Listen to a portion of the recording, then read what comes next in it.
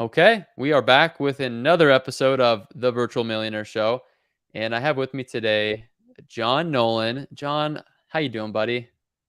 Doing good. How about you? Doing good, man. Doing good. So, we've met through the Investor Fuel Mastermind, and it's been fun to get to know you. We actually got to partake on a uh, cool little TV show together, which we can definitely talk about. That's eventually gonna be streaming amongst everybody who's gonna eventually watch this. So. Um, let's go ahead and start with this, man. For those of the people watching this who've never heard of you, like kind of just fill us in on like who you are, but also how did you get into real estate investing? Oh, that's a good one. Well, Jon Nolen from Oklahoma City, born and raised here. Ended up spending 5 years in the Marine Corps. So anybody that's listening that makes jokes about Marines being crayon eaters, even a crayon eater can do well in real estate. Um, but a lot of what has enabled me to be successful in real estate goes back to um, things I learned when I was growing up playing sports and being disciplined on things, but then reinforced when I was in the Marine Corps. Systems and processes aren't always fun. They're not sexy, but there's a reason why they work, and there's a reason why large organizations have them. After getting out of the Marine Corps, spent a couple years contracting in the Middle East, then came back home and worked for a pharmacy software company for about 10 years. And it's ironic, I left the software space and now I'm getting back into it, but got into real estate because we had some money sitting around. Didn't know anything about wholesaling, didn't know about buying money, properties off market. This was 12 years ago. And Amy and I found a property for sale for 100 grand. Guess how much it rented for? $1,000. Yep. We put 20% down on a commercial loan. And 4 or 5 years later, whenever it was we sold it, we made money from appreciation, but we hadn't cash flowed a dime. But really, where I got the idea of getting into real estate was back when I was in high school. My parents had a couple rentals and they had somebody move out of one and they had just trashed it. Wood floors, and they had dogs, never went outside. The drill there. Now we say it smells like money, but man, back then I was the teenage son, so I was the one that was getting to do all the rehab on it. Oh yeah. And one night I was talking to my parents and I was like, why are y'all not upset? This is crap. I mean, these people did this. And they were like, well, I mean, we're not happy, but they already paid the mortgage. Mortgage is paid off. Wow. And I went, wait a minute, wait a minute. So you're going to just get rent on this property for the rest of your life, kind of for free? And they were, well, kind of. And so that put the bug in my ear and kind of got it in my head that one day I wanted to be able to have real estate and be able to have some of that, what I thought when I was 17 was free money. Yeah. Oh, Um, beautiful, man. So you went the Marine Corps, right? Is that what you said? Okay, yep. so went to the Marine Corps. I have to ask because I've met a lot of individuals who went through there, and I'm just always like, man, there must have been some lessons through that journey that you've learned that have served you. So, were there anything in particular along the Marine Corps journey that has stuck with you that it's been a pivotal for your business success? Um, I would say adapt and overcome. Sports growing up taught me you just have to keep pushing on. You have to keep pushing on. Don't quit. And the Marine Corps definitely reinforced that. But adapting and overcoming, things are going to happen. Crap's going to happen. You can't just stop and go, well, I got defeated. This house has fleas, and now I don't know what to do. You just figure it out. Yeah. And so you have to move forward and figure out a way to get it done. Man, Marines, isn't that business? yeah. And the Marines are the least funded of all of the branches. So as a Marine, I was used to figuring out ways to get things done and make them work without having all the cool fancy gear and gadgets and softwares and whatnot. That's incredible, man. Well, we're going to talk a lot about gadgets and how anybody who's watching this is going to be able to essentially figure out how to create a machine. So it sounds like you had worked in a line of business after the Marine Corps that was really pretty like maybe had served you as well in terms of understanding the importance for, hey, why are there processes? Why are there SOPs? For those of you who've never heard of an SOP, it's a standard operating procedure. So Can you talk about that? Like, was there a lesson in that too, in that experience? Because the message here, and then I'll let you go here, Jon, is the importance of, listen, even though you might not be where you're at and want to be today, whether that be you're in school, you're in a job, a corporation, I feel like there's lessons in all these things that we can really take that are going to serve you for future success. So can you speak to that? Oh, oh yeah, definitely. Um, the software that we were in was pharmacy software, so not your chains like your Walgreens or CVS or Rite Aid, your small pharmacy. So efficiency was vital to them. Just like as investors, and efficiency is very vital to us. Um, but what I really learned is everybody has their own little process. They have their own little quirks of how they want to do the same thing. They're going to end up at the same result. In pharmacy, it was having a filled prescription, but they needed to have the core structure the same. And that core structure is vital. In pharmacy, if they don't feel something right, they could kill somebody. I mean, it's Right. not a joke. They can kill somebody. I've seen somebody um, go through that. Um, and so you have to have systems. You have to be consistent. If you know that you're doing the same thing and you're consistent with it, and you need to improve on something or you need to shift because the market shifted, it's easier to identify what point do you shift, where do you move, and how do you guide forward. If you're all over the dang place all the time and you don't know what's going on, well, you're going to keep not knowing what's going on. You're going to lose money, and in pharmacy, hurt somebody, damage somebody. In real estate, do poorly. I mean, you can make a lot of money in real estate. You can do very, very well. It's a great tool. But if you're not paying attention to what you're doing, it can be tough as well. Right, for sure, man. And yeah, I think a lot of people end up learning lessons along the way, in their journey. I'm sure, after you bought that house for $100,000 and realized that $1,000 a month, well, what every old timer told you to do, right? Is, hey, it's a 1% rule. This is what you're Yep. looking for. And then you you just said you didn't cash flow, so which is crazy, right? To think about. You have $100,000 house with $1,000 a month of cash flow, or excuse me, income, but it doesn't cash flow. Did that make you reconsider at all how you were going to move forward on your journey? Because we know how many rentals you have today, and we'll get there, but it's a lot. And I'm sitting here thinking, like, man, what's the point if it doesn't cash flow, right? So talk to that, because that's a belief Yeah. I have, and then a lot of people listening probably have too. Yeah. Yeah. Definitely. That's a good one. It did make me reconsider. It definitely made Amy, my wife, reconsider. Like, what are we doing this for? Right. Thankfully, when we sold that one, we got a decent amount of appreciation. We sold it for 120, so she saw some gains there. But what it taught me was I need to figure out a better way to buy these. I need to buy them so that my debt service isn't as high.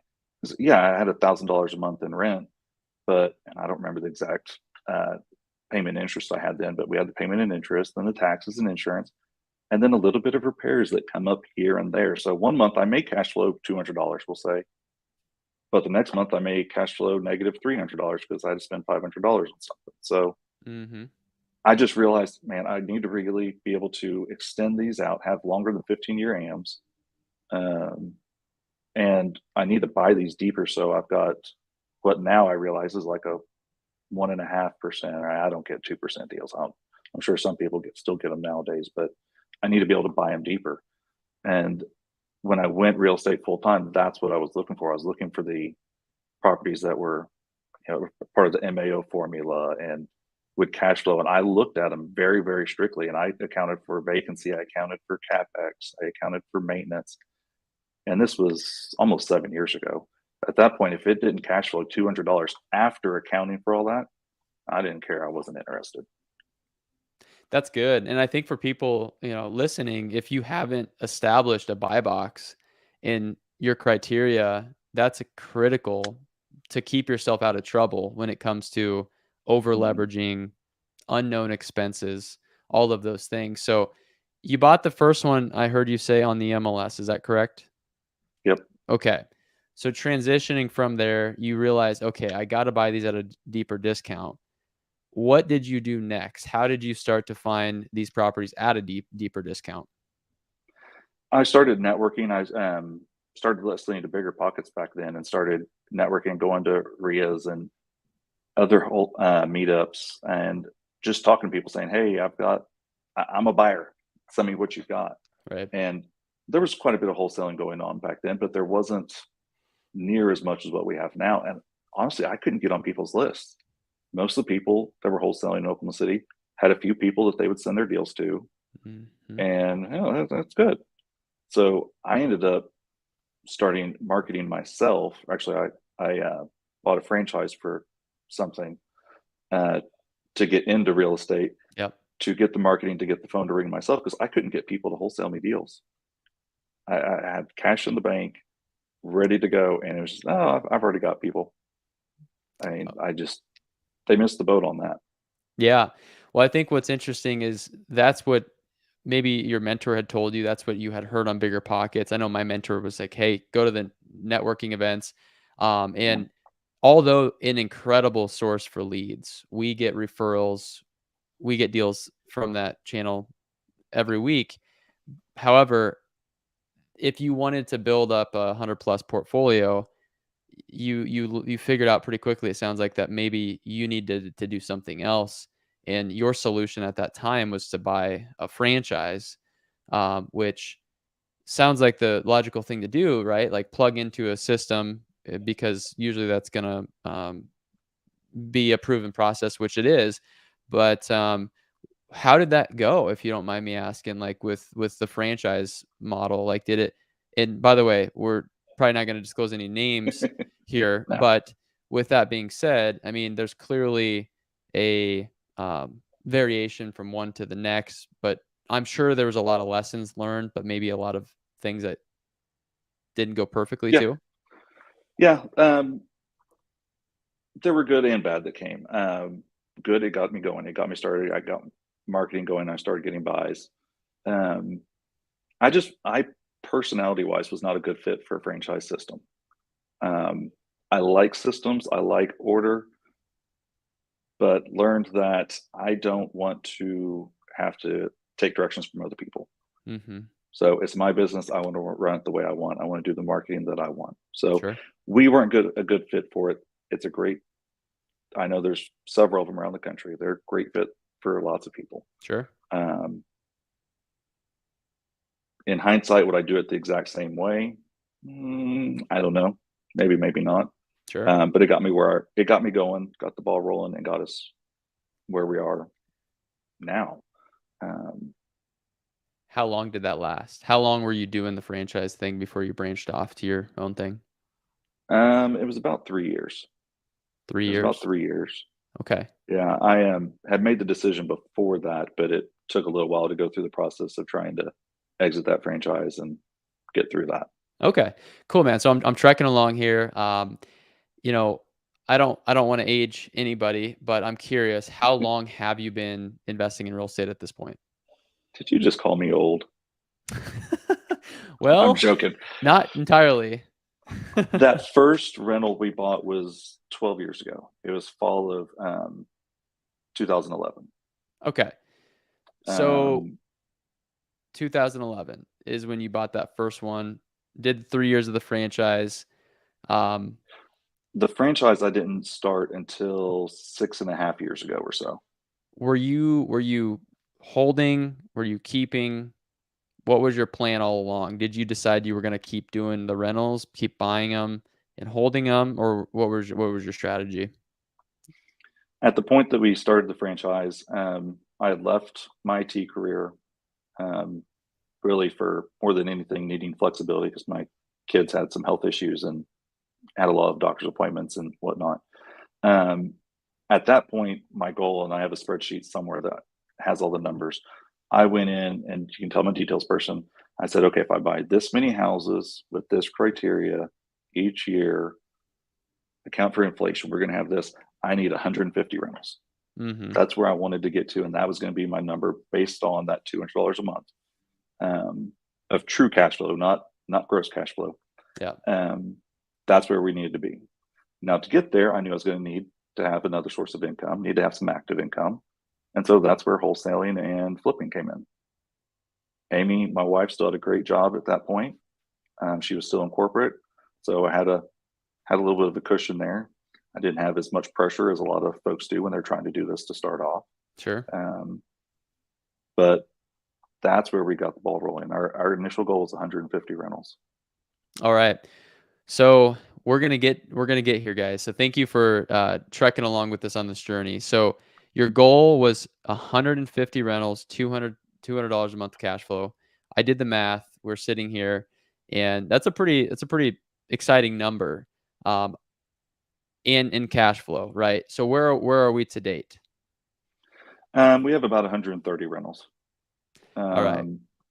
They don't all cash flow 200. Some cash flow better, some not as Sure. much. As we got more, I was able to kind of expand that buy box and have a little bit more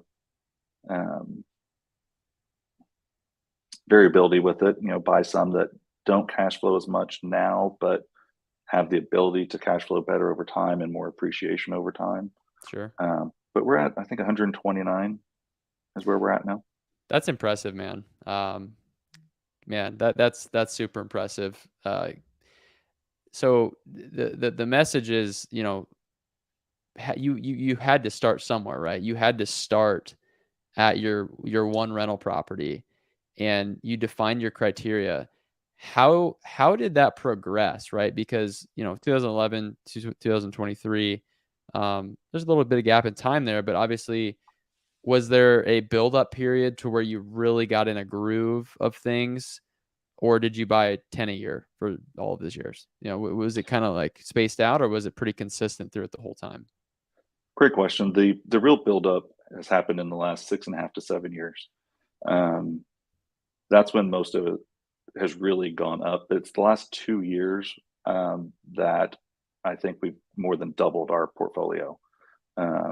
We had 2 years in a row that deals were coming through, and it was post-COVID and people getting rid of stuff, and they were just amazing deals that if we would have wholesaled them, I would have made a killing. Right. But we had the ability, we had the financing to take them down. And it's like, it'd be really nice to have that 15, 20 grand, Right. but I can get a lot more over time over here and we can float it. So we went that route. Yeah. This year, I don't think we've added very many because we just kind of went, man, these last 2 years have been busy. They've been crazy. We've got other stuff going on. Let's focus on other things. Yeah. Yeah. And that's a beautiful thing, is like recognizing, hey, this was a really good season to just go crazy, pick up all the good deals. It made sense. The financing was cheap. This is a little bit different of a season, right? And then obviously you have another project, which we'll talk about, which is how anybody here listening today can really automate your REI business. And so with that being said, then Jon, what are you seeing right now? Are you seeing the numbers not making as much sense on rental properties as you were 2 years ago? Yeah, certainly. Oklahoma City has been a market that a lot of people came to looking for deals over the last few years because it was a great place to buy rentals and cash flow well. And there's still deals that are there. Do they cash flow as well as they did before? No, but if we buy them now and we're able to cash flow some, in 5-10 years, they're going to be cash flowing amazing. So it's a calculated strategy there. They definitely are harder to buy now. I mean, interest rates are much, much, much higher than they were a few years ago. Right. But you just have to build that cost into your numbers. And if you know you're going to pay 2 points, then build that into your numbers. If you know you're going to, whatever the holding costs are, just build them in, and then that way you know if you've got a deal or not. Yep. It's when you start trying to push it. I've caught myself at times being like, okay, how can I make this deal work? I really want this house. And I'm like, why do I want this house? There's nothing special about this house. Keep to my numbers and see if it'll make sense or not. Right. So 130 doors, I mean, that's a lot of doors. When I hear people say a number like that, you start to wonder, like, okay, does he have a percentage of interest in 130 units? You're talking about single family houses, right? Like, you're talking about 130 single family houses. Yep. Yeah, there's a few. We have a 8 condos in a 12-unit building. I think a couple duplexes, um, and a sixplex, but then the rest is all single family. That's impressive. So to be able to acquire that, um, were you using the Burr strategy for majority of those acquisitions? Yep. Yeah, we Okay. get them. We either use bank, private, or personal money to purchase them, get them rehab, get them rented, refinance, get all or most of our cash out, and then move on down the road. Yeah. So at the time when you were buying quite a few, did you have some equity in other properties and some cash set aside to where you could fund a lot of purchases and renovations? Because one of the things that we've ran into is when you have 10, 15, 20 projects going, all of a sudden all of the liquidity that you thought you had disappears. So It I'm does. curious on your thoughts on that with doing volume at one point in time. It does. And that's part of why, after 2 years of just adding a ton of rentals, 60, 70 rentals, we went, all right, we need a break because we were Yeah. doing so many of those. And Burr is nice, but it doesn't always work out perfect. And there's Yep. times we've had to leave money in them. And it's easy to get in that cash flow crunch of, oh God, I have all this money, I have all this equity sitting, Right. but I need to pay my bills this week or next week or whatever the case is. Right. And that's again where flipping comes in for us. And we just kind of would rotate more flips into our pipeline and um, keep that machine going. I mean, Good. even now in September 23, we're still, most of our flips, if they're at the median price point or less, they're not lasting more than a few days here in Oklahoma City because the inventory is just so freaking low. Yeah, yeah. No, it's crazy. Still, even with the higher interest rates, I'm seeing the same thing in our market too. As long as they're priced right and done right. Yep. So with with all of that going on, um, I've built up a team and did quite a few deals and doing quite a few deals, and that means something to one person and a whole nother to the person who's doing 500, right? But I'm curious, knowing the volume that you're doing, how how do you manage all of that? Because you know there's different components. The way I look at it is, and I was talking to my partner about this recently. You have a wholesaling business, that's a whole beast in itself. Yep. That's a marketing business. You have a flipping business. You have a 130 doors to manage, and and you have some software that we're going to talk about. And so, how do you manage all of those components of the business? Documenting what we do, systematizing it, keeping meeting regularly to keep everybody on the same page, and adjusting things as are needed. Sure. Um, and it's Amy and I that run everything together. Then we have an in-house property manager. She manages all but a handful of our properties. We actually hired her before we needed her. Um, we knew her personally, known her for 11 or 12 years, and knew she was going to leave where she was working. And while she didn't have property management experience, we knew her well enough to know that she would be good at the position, but she would need some time to grow into it. And it was fine. I think we had like 20 rentals or 30 rentals at the time, and we were able to cover that additional cost. Because obviously, when you have 20, 30 rentals, hiring an in-house property manager isn't a smart cash flow decision. Sure. But that has paid off because as we got larger, we didn't have the huge growing pains of, oh, now we have to move all of our management over. Hmm. So that helped. But then we also have a project manager and a project assistant, and then acquisitions and lead management. So as time has gone, we've added more people to the team, and everybody loves to say delegate. Most people don't delegate; they just hand stuff off and kind of wash their hands and don't watch it as much as they should. And I've done that too, but really kind of just separate the duties, move them out to additional people, and then keep up with them. We meet every day, and then we have a larger meeting every Monday as well. Yeah. It's a lot easier said than done. Oh yeah. Talking to Oh yes. even we're in a high level mastermind group together, Investor Fuel, and um, there's a lot of people in there who want to build a business that literally you can go on vacation and still come back and you made money, versus if you go on vacation, if you're the one to make the calls, if you're the one to call the contractor and you're the one to do everything, it kind of stops, right? And Hmm. it's a lot easier said than done. And so what's your team look like in terms of like total people? Like, do you have any virtual assistants? Do you have W2? Like, do you mind sharing a little bit about like your team? I talked about Yeah. the property manager Yeah. acquisition. Almost all of our team is here in house. Our culture is more face to face. We have one virtual assistant. She's our lead manager out of the Philippines. We also have a full time maintenance person. He's a contract, but he handles all of our maintenance for us, so we don't have to always find somebody for different things. Now, if there's a major electrical or plumbing issue, then we'll hire somebody that's licensed. But um, then we've got our acquisition manager, our project manager, and our project assistant, and then contractors after that. Okay, so are you wearing an acquisitions hat? I am not. I am not right now. Thank God.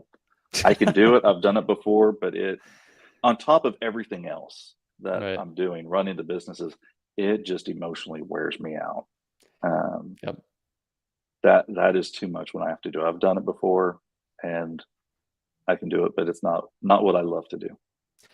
Well, I wouldn't have guessed.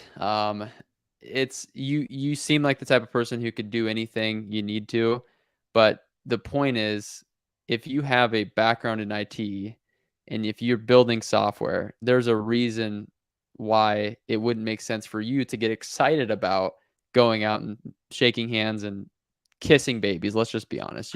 You have to really um, spend a lot of time with these people, and it's part of the business. But the point is, just because that's a part of the business, it doesn't mean that you have to do it. Right. um, if you have a process, which clearly you do, if somebody else is successful in that position in your company, then that's how you can free yourself up. You can create a process, you can hand that off to somebody, and they can still have success.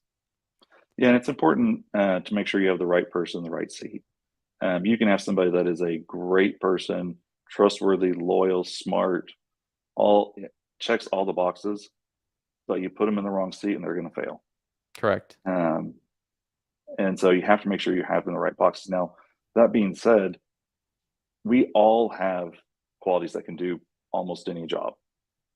It's just a matter of how much stress is it going to put on us emotionally to do that.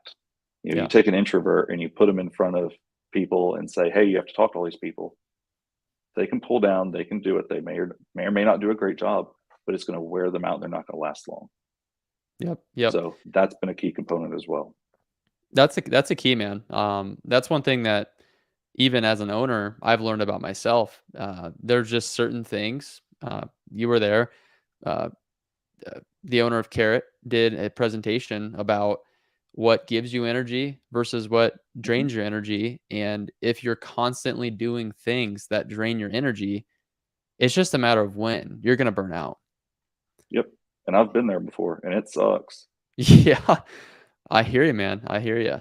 So you've had a project going on for a while, some software that I've been itching to find out about because you've been talking about it for a while. And I'm like, all right, man, if there's anybody who's going to crush it from building a software, it's somebody who built a business like you have and who has 130 doors. So can you talk about what this software is and who it's for and what it does?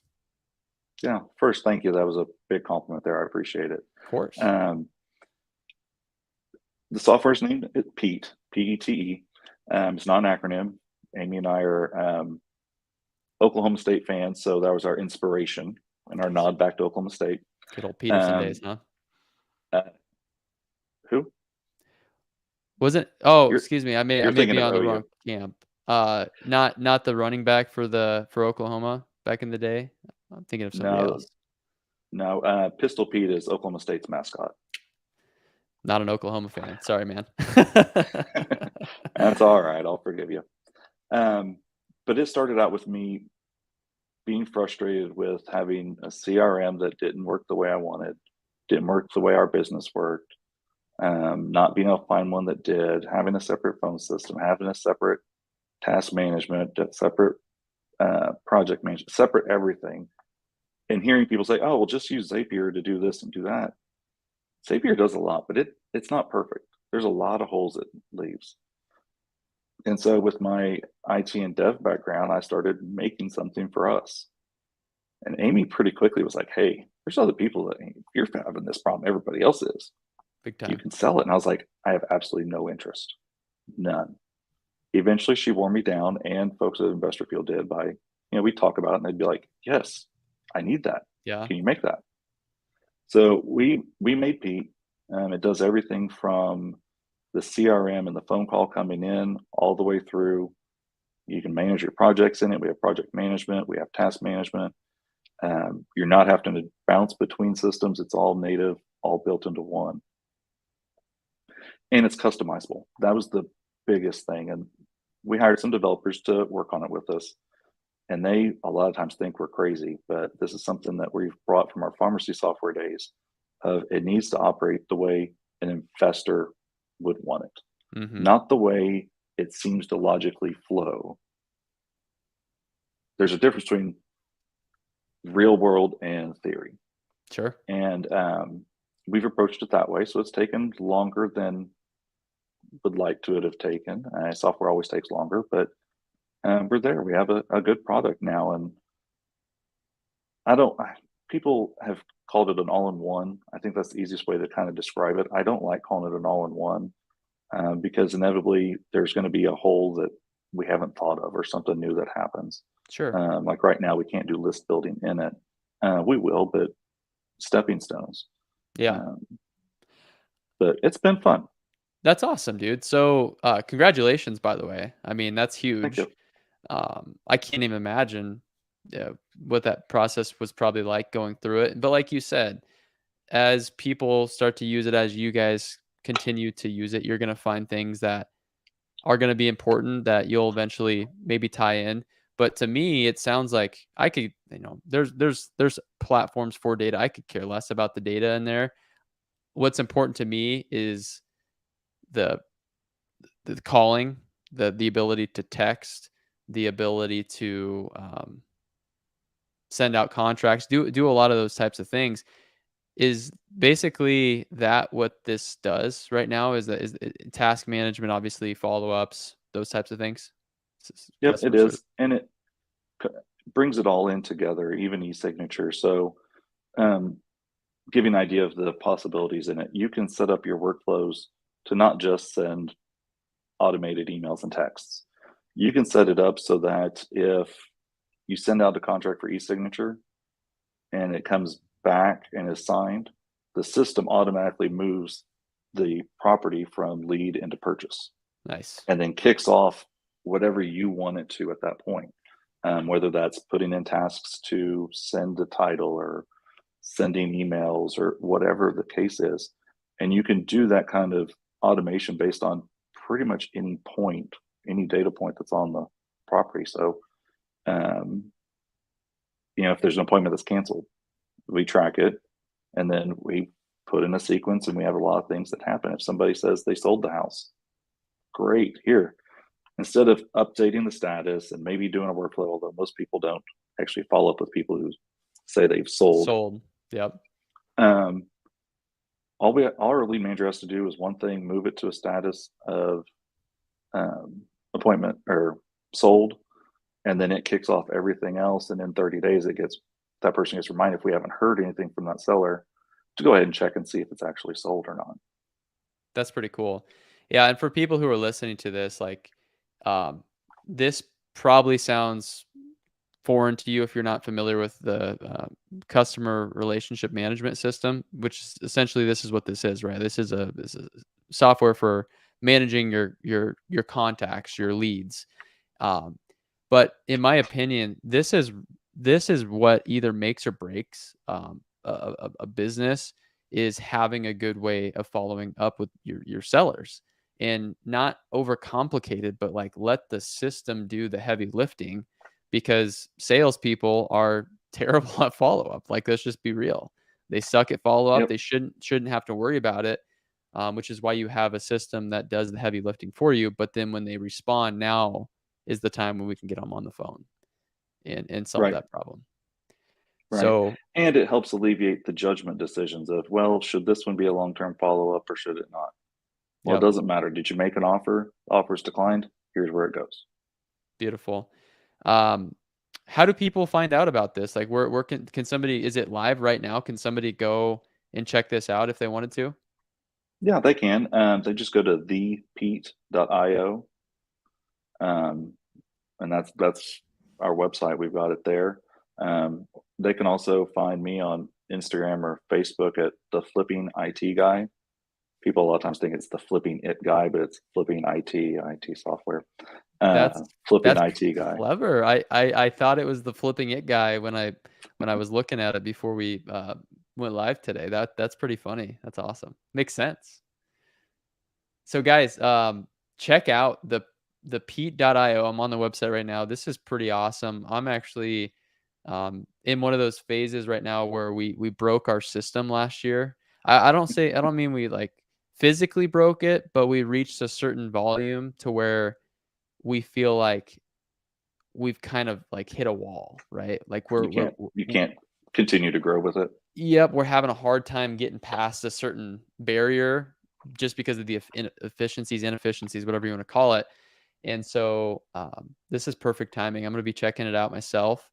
And guys, if you need a CRM, definitely check this out. I can promise you, just from knowing Jon, that this is not a halfway done thing. He has spent 2 years building this thing out, and he's a real estate investor. So trust me when I say this.